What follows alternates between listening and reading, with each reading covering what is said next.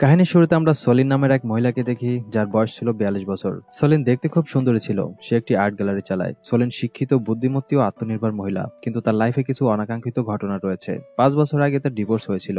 এখন সে তার মেয়ের সাথে লস অ্যাঞ্জেলেসে থাকে। সলিন তার মেয়েকে অনেক ভালোবাসে এবং তার অনেক খেয়াল রাখে। সলিনের এক্স হাজব্যান্ড মাঝে মাঝে তাদের মেয়ের সাথে দেখা করতে আসে। ওদের মেয়ে একটি ব্রিটিশ ব্যান্ডের অনেক বড় ফ্যান, তাই সলিনের এক্স হাজব্যান্ড তার মেয়েকে একটি মিউজিক ফেস্টিভ্যালে নিয়ে যাবে, যেখানে তার মেয়ে ব্যান্ড পারফর্ম করবে। এদিকে সলিন একাই ক্যাম্পিং ট্রিপে যাবে, তাই সলিন তার মেয়ে এবং মেয়ের বন্ধুকে গাড়িতে করে তার এক্স হাজব্যান্ডের বাড়িতে নিয়ে যায়। তখন সলিনের এক্স হাজব্যান্ড তার নতুন ওয়াইফের সাথে তার পরিচয় করিয়ে দেয় এবং ঘরের মধ্যে আসতে বলে, কারণ সে নিজের ওয়াইফকে দেখিয়ে সলিনকে জেলাস ফিল করাতে চায়। কিন্তু সলিন ঘরে যেতে রাজি হয় না। তারপর মেয়েকে রেখে বাড়িতে চলে আসে আর আয়নার সামনে দাঁড়িয়ে বলতে থাকে যে কিভাবে তার এক্স হাজব্যান্ড তার লাইফটা বরবাদ করে দিয়েছে। আসলে সলিনের এক্স হাজব্যান্ড তাকে ধোকা দিয়েছে, যার কারণে তাদের ডিভোর্স হয়েছিল। কিছুক্ষণ পর সলিনের এক্স হাজব্যান্ড তার বাড়িতে আসে আর বলে সে জরুরি কাজে বাইরে যাচ্ছে, তাই সলিনকে বলে তাদের মেয়েকে মিউজিক ফেস্টিভ্যালে নিয়ে যেতে। সলিন এটা করতে রাজি হয় না, কিন্তু তার এক্স হাজব্যান্ড জোর করে, তাই বাধ্য হয়ে মেনে নেয়। এরপর সলিন রেডি হয়ে তার মেয়েকে এবং মেয়ের বন্ধুকে মিউজিক প্রোগ্রামে নিয়ে যায়। সলিনের এক্স হাজব্যান্ড তাদের জন্য ভিআইপি সিট বুকিং করে দিয়েছিল, যাতে তারা ভালোভাবে মিউজিক উপভোগ করতে পারে। সলিনের মেয়ে তার বন্ধুকে নিয়ে ঘুরে বেড়ায় আর সলিন ভিআইপি এরিয়ায় বসেছিল।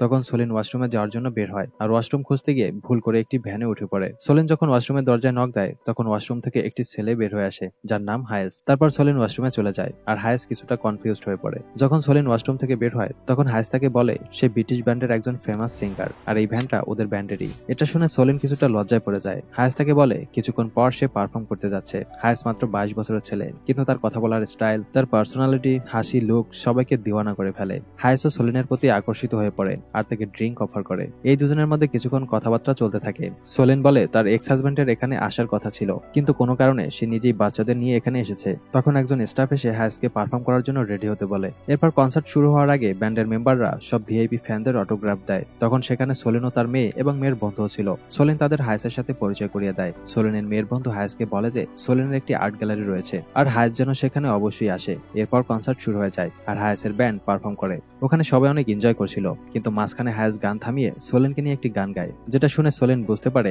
এই গান তার হৃদয় ছুঁয়ে গেছে। পরের দিন সলিনের বার্থডে পার্টির আয়োজন করা হয়। তার বাড়িতে অনেক মেহমান আসে। সলিনের বয়সী কয়েকজন ছেলে তার সাথে ফ্লার্ট করছিল এবং তাকে ডিনারে যাওয়ার জন্য অফার করে, কিন্তু সলিনের কাউকেই পছন্দ হয় না। পরদিন সলিন তার আর্ট গ্যালারিতে কাজ করছিল। তখন একজন এমপ্লয়ি তাকে এসে বলে যে গ্যালারিতে একজন ফেমাস ছেলে এসেছে আর বাইরে লোকজনের অনেক ভিড় লেগে গেছে। সলিন এসে দেখে সেটা আর কেউ নয়, হায়েস এসেছে। সলিন হায়েসকে দেখে অবাক হয়ে যায়। হায়েস বলে সে নিজের বাড়ির জন্য কিছু আর্ট কিনতে চায়। তারপর সলিন তাকে গ্যালারির জিনিসগুলো দেখায়। হায়েস ঘুরে ঘুরে দেখতে থাকে, কিন্তু সে তো শুধুমাত্র সলিনকে দেখতে এসেছে।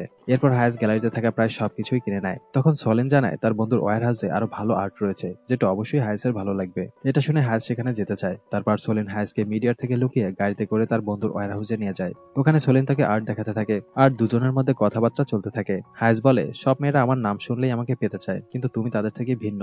সে সলিনকে বলে যে আমি তোমাকে আরো ভালো করে জানতে চাই। এরপর হায়েসের ক্ষুধা লাগলে সলিন তাকে নিয়ে বের হয়। তাদের রেস্টুরেন্টে যাওয়া সম্ভব ছিল না, কারণ মিডিয়া হায়েসের পেছনে লাগতে পারে, তাই সলিন তাকে নিজের বাড়িতে নিয়ে আসে। সলিনের মেয়ে বাড়িতে ছিল না, তাই হায়েসকে কেউই দেখেনি। এরপর সলিন স্যান্ডউইচ বানাতে থাকে আর হায়েস তাকে হেল্প করে। তারা দুজন নিজেদের পরিবার নিয়ে কথা বলছিল। তখন সলিন বলে যে তার এক্স হাজব্যান্ড তাকে ধোকা দিয়েছে আর তাই তাদের মধ্যে ডিভোর্স হয়ে যায়। এখন সে তার মেয়েকে নিয়ে একাই থাকে। এখন তার লাইফে শুধু তার নিজের মেয়েই আছে, এজন্য সে কাউকেই সহজে ভরসা করতে পারে না। তারা দুজন কথা বলতে বলতে ইমোশনাল হয়ে যায় আর তখন সলিনের ফোন বেজে ওঠে। সলিন কথা বলতে অন্য রুমে যায় আর হায়েস পিয়ানো বাজাতে থাকে। ফিরে এসে সলিন বলে তুমি অনেক সুন্দর পিয়ানো বাজাও। সে হায়েসকে মন দিয়ে দেখতে থাকে, কারণ সলিনও হায়েসের উপর আকর্ষিত হতে থাকে। হায়েস তার ক্লোজে চলে আসে আর দুজন কিস করতে শুরু করে, কিন্তু তখন সলিন থেমে যায় আর বলে এইসব অন্যায়। সে বলে আমি তোমার থেকে বয়সে অনেক বড়, তাই এটা ঠিক নয়। কিন্তু হায়েসের কাছে বয়স শুধু একটা নাম্বার মাত্র। হায়েস বোঝানোর চেষ্টা করে যে সলিন তার কাছে কতটা স্পেশাল। সলিনের কথা বলা, পার্সোনালিটি, বুদ্ধিমত্তা আর ন্যাচারাল লুক হায়েসের অনেক বেশি পছন্দ, কিন্তু সলিন তার কথা শুনে না আর তাকে এখান থেকে চলে যেতে বলে।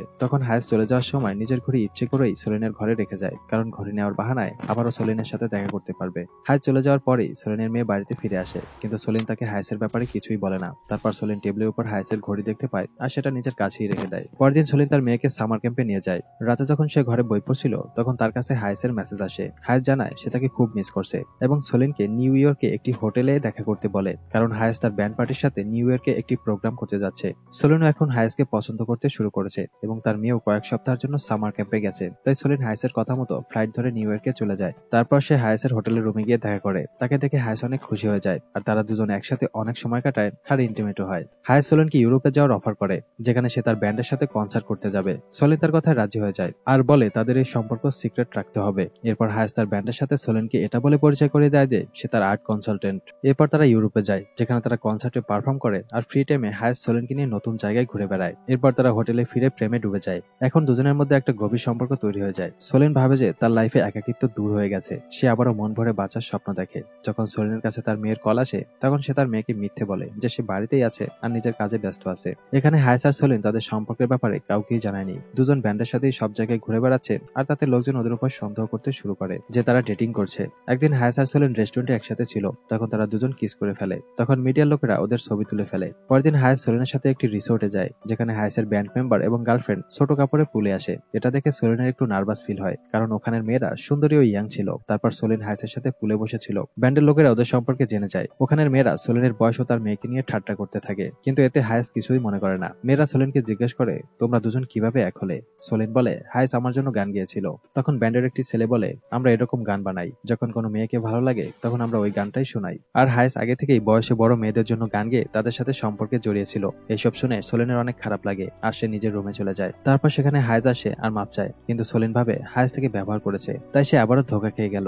হায়েস বলে সে সোলেনকে সত্যিই ভালোবাসে, এর আগে অন্য মেয়েদের প্রতি কখনো তার এরকম ফিল আসেনি। তবে সোলেন জানায়, আমি তোমার থেকে বয়সে অনেক বড়, আমাদের মধ্যে এই সম্পর্ক চলতে পারে না। সে হায়েসের কথা না শুনে তার ঘড়ি ফিরিয়ে দেয় আর ফ্লাইট ধরে আবারও লস অ্যাঞ্জেলেসে ফিরে আসে। বাড়িতে এসে সোলেন দেখে যে হায়েস তাকে সেই পেন্টিং গিফট করেছে, যেটা সে তার বন্ধুর ওয়্যার হাউসে দেখে বলেছিল এই পেন্টিং আমার অনেক পছন্দ। এটা দেখে সোলেন কিছুটা খুশি হয় আর হায়েসের সাথে রিলেশন ভেঙে ভেতরে ভেতরে খুব কষ্ট পায়। পরদিন সোলেনের এক্স হাজবেন্ড তার ওয়াইফকে নিয়ে সোলেনের কাছে আসে। লোকটা সোলেনকে বলে, আমি শুনলাম তুমি হায়েসের সাথে ডেট করছো, আমার এক বন্ধু তোমাকে হায়েসের সাথে দেখে নিয়েছে। এতে সোলেন জানায় হায়েস শুধুমাত্র আমার কাছে আর্ট কিনতে এসেছিল।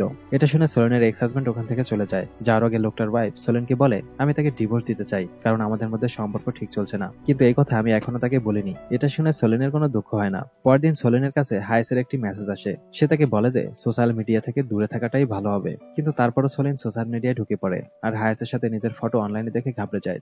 মিডিয়ার লোকজন ওদের ছবি পাবলিশ করে দিয়েছে আর লোকজন ওদের ব্যাপারে অনেক বাজে কথাবার্তা বলতে শুরু করে। সোলেনের পরিচিত লোকজন তাকে প্রশ্ন করতে শুরু করে, কিন্তু সোলেন কাউকে কোনো উত্তর দেয় না। যখন সে তার মেয়েকে সামার ক্যাম্পে নিতে যায়, তখন কিছু লোক তাকে হায়েসের ব্যাপারে জিজ্ঞেস করে ডিস্টার্ব করতে থাকে। যখন তার মেয়ে জানতে পারে যে তার মা তাকে মিথ্যে বলেছিল, তখন সে রেগে যায়, কিন্তু যখন সব সত্যি সামনে চলে আসে, তখন সে তার মাকে বুঝতে পারে। সোলেন তার মেয়েকে বলে যে লোকেরা তারও হায়েসের সম্পর্ক এই জন্য পছন্দ করে না কারণ সে বয়সে হায়েসের থেকে বড় ছিল। সে বলে, যদি আমি হায়েসের থেকে বড় না হতাম তাহলে কারোরই কোনো সমস্যা ছিল না। সোলেনের মেয়ে তাকে পুরাই সাপোর্ট করে আর বলে, তুমি হায়েসের সাথে দেখা করো আর তোমার মন যা চায় তাই শোনো। তারপর সোলেন কারোরই কোনো পরোয়া না করে হায়েসের কাছে চলে যায়। তখন হায়েস একটি রেকর্ডিং স্টুডিওতে গান রেকর্ড করছিল। হায়েস থেকে দেখে খুশি হয়ে যায়। দুজনই একে অপরকে মাফ করে দিয়ে আবারও নিজেদের সম্পর্ক শুরু করে। এরপর দুজনে নিজেদের সোশ্যাল মিডিয়া অ্যাকাউন্ট ডিলিট করে দেয় আর একসাথে ঘোরাফেরা করতে থাকে। হায়েস এখন সোলেনের ঘরেই থাকতে শুরু করে, কিন্তু সোশ্যাল মিডিয়ায় লোকজন তাদের নিয়ে ট্রোল করতে থাকে। এমনকি সোলেনের মেয়েকেও উল্টাপাল্টা কথা শুনতে হয়। তাদের ঘরের সামনে লাগাতার দিনরাত মিডিয়ার লোকজন ঘোরাঘুরি করতে থাকে। একদিন সোলেনের এক্স হাজবেন্ড তার বাড়িতে আসে আর বলে যে হায়েসের সাথে তোমার সম্পর্কের কারণে আমাদের মেয়েরও অনেক কিছু সহ্য করতে হচ্ছে আর সে নিজেই এইসবে বিরক্ত হয়ে গেছে। সোলেনের মেয়ে তার মায়ের জন্য খুশি তো হয়, কিন্তু স্কুলে এইসব নিয়ে সবাই ট্রোল করতে থাকে। সোলেন এইসবে অনেক বিরক্ত হয়ে পড়ে। সোলেনের এক্স হাজবেন্ড তাদের মেয়েকে নিজের কাছে নিয়ে যায় আর ট্রোলের শিকার হওয়ার থেকে বাঁচিয়ে স্কুলে নিয়ে যায়। ওদিকে হায়েসও নিজের কাজের জন্য নিউ ইয়র্কে চলে যায়। যখন সোলেন তার মেয়েকে স্কুলে আনতে যায়, তখন তার মেয়ে বলে যে তোমার আর হায়েসের রিলেশনের কারণে আমাকে অনেক কিছু শুনতে হচ্ছে। এটা শুনে সোলেন মনে অনেক কষ্ট পায়। এরপর সোলেন জানতে পারে যে ওর এক্স হাজবেন্ড তার ওয়াইফকে ডিভোর্স দিয়েছে। সোলেন ওর মেয়েকে তার বাবার কাছে রেখে নিজের বাড়িতে চলে আসে। সে সোশ্যাল মিডিয়ায় দেখে যে লোকজন শুধু ওদেরকেই নয়, ওদের মেয়েকে নিয়েও ট্রোল করছে। এখন সোলেনের কাছে তার মেয়ে ও হায়েসের মধ্যে যে কোনো একজনকে বেছে নিতে হবে। যখন হায়েস নিউ ইয়র্ক থেকে ফিরে আসে, তখন সোলেন তাকে বলে যে আমি এই সম্পর্কে এভাবে কন্টিনিউ করতে পারবো না। এটা শুনে হায়েস অনেক কষ্ট পায় আর বলে যে তুমি সেই যাকে আমি সবসময় খুঁজছি, তুমি ছাড়া আমার লাইফ অসম্পূর্ণ। সোলেন বলে, আমি তোমাকে ভালোবাসি হায়েস, কিন্তু আমার মেয়েকে কষ্ট দিয়ে আমি এসব করতে পারবো না। কিছুক্ষণ পর হায়েস সোলেনের বাড়িতে আসে আর বলে যে 5 বছর পর তোমার মেয়ের কলেজ শেষ হয়ে যাবে, তখন কি আমরা আমাদের এই সম্পর্ককে আবারও একটা সুযোগ দিতে পারি? এতে দুজনের মধ্যে এই সম্পর্ক দূরে রাখাটা ছিল অনেক কঠিন, কিন্তু জরুরিও ছিল। হায়েস নিজের ঘড়ি টেবিলের উপর রেখে চলে যায়। এখন সোলেন আবারও তার পুরোনো লাইফে ফিরে আসে, কিন্তু তার মনের মধ্যে কিছু একটা মিসিং ছিল। অন্যদিকে হায়েসও সামনে আগানোর চেষ্টা করে। এভাবেই 5 বছর কেটে যায়। সোলেনের মেয়ে এখন কলেজ শেষ করে একটি চাকরি করছে। একদিন হায়েস সোলেনের সাথে দেখা করতে আর্ট গ্যালারিতে চলে আসে। এখন তাদের বয়স আরো কিছুটা বেড়ে গেছে আর হায়েসের মুখে দাড়িও গজিয়েছে, যার কারণে লোকেরা এখন আর ওদের পেছনে লাগা বন্ধ করে দিয়েছে। হায়েসের চোখে আজও সেই প্রেম যেটা আগিয়ে ছিল। দুজন একে অপরকে দেখে আর তাদের মুখে একবার আবারও সেই পুরনো হাসিটা চলে আসে। দুজনের এক সত্যি ভালোবাসা আর গভীর কিসের সাথেই এই রোমান্টিক গল্পটি শেষ হয়। বন্ধুরা, এই মুভির গল্পটা তোমাদের কেমন লেগেছে কমেন্টে জানতে পারো। এরকম দারুণ সব মুভির এক্সপ্লেনেশন দেখতে ভিডিওতে লাইক দিয়ে চ্যানেলটি সাবস্ক্রাইব করো। কথা হবে নতুন কোনো গল্প নিয়ে। ততক্ষণ পর্যন্ত আমাদের আগের ভিডিওগুলো উপভোগ করো। Good bye.